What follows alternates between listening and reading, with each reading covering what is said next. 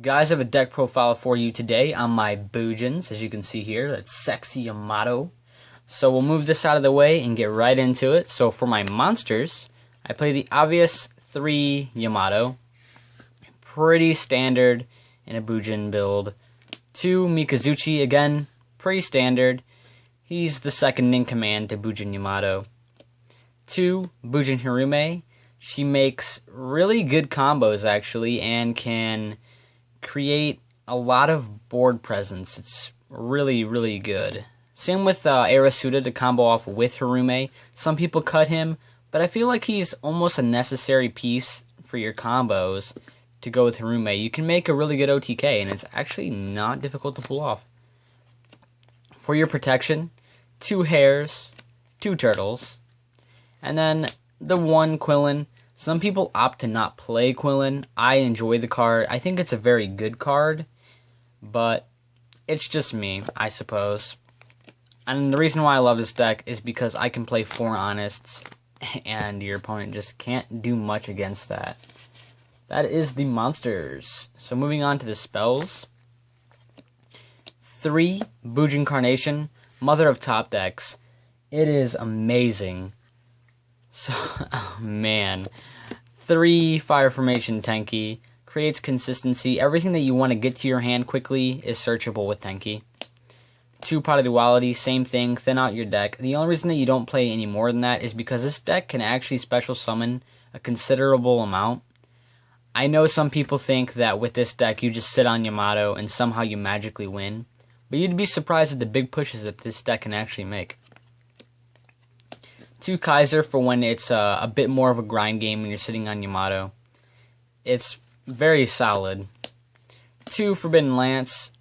It's Forbidden Lance. I can't really explain it too well. 3 MST, back row hate. You just need to get rid of that back row. Ensure that your plays and pushes go through. Also to get rid of problematic cards like Skill Drain or, Necro Valley. Man. 1 Book of Moon. It's too versatile not to play. It's a staple spell. I don't play Dark Hole. I know. I just don't like the card right now. For my trap lineup, I play 3 Fiendish Chain. I like this card over Breakthrough or Effect Veiler because it also stops attack. And I feel like in a deck like this that's very control-based, you really want to be able to stop their attacks as well. 1 Black Horn of Heaven. 1 Solemn Warning. I'm starting to hate this card. I'm not stupid enough to cut it, but, oh god, I hate when I get wiretapped. It is the worst feeling ever. Torrential Tribute and Bottomless. I used to play Compulse, but I took it out for a Blackhorn.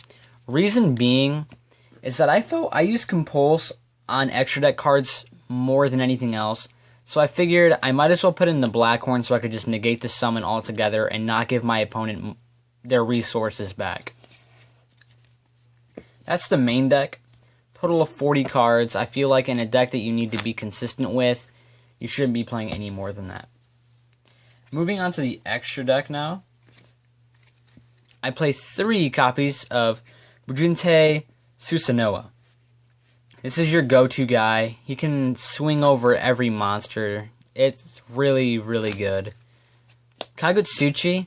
I've made him here and there. The only reason I think I don't go into him is because I have just horrible mills with him. I mill all my good spells and traps, and I always swear to never go back into him, but I find myself needing him time to time. 1 Tiger King. Tiger King is very, very good. Negates effects that aren't Beast Warriors, and also sets the Tenki. So, it makes good combos.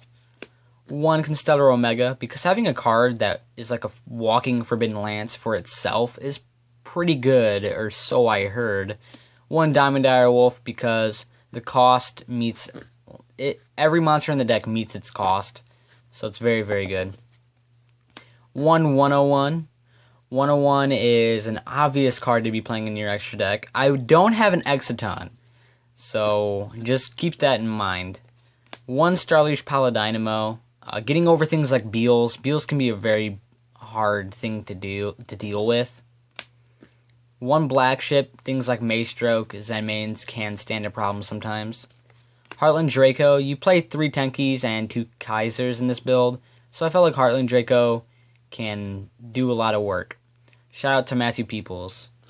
Abyss Dweller, fuck Mermails. Gaga Cowboy, can swing over some big monsters and also burn for game. Very solid card and very useful in a lot of different situations. 1 Karen Organ. This is just a test right now. I don't know how I feel about this card. It's really only good against, like, I think my favorite thing to pull this out on is Constellars. It is the best. Now, 1 Maestroke, you know, it's like a Tsukiyomi type thing, and also sitting on it as a 23 wall is not bad either.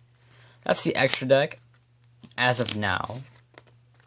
For my side deck, granted, this is my side deck to fit my locals and people around me that I play, so it's not really something that you should worry about. 2 DD Crow, things that rely on Grave. Same thing with Soul Release. I also play 1 System Down for Geargia and other machine type things. I don't know who would play anything else machine related that isn't Geargias unless you're playing Cyber Dragons or something. Triple Royal Decree. I tend to side out all of my traps game 2 and play the Decree version. It has been working pretty well. 2 Rivalry. Everything is a Beast Warrior. Well, aside from your Bujingis, but you don't really summon those.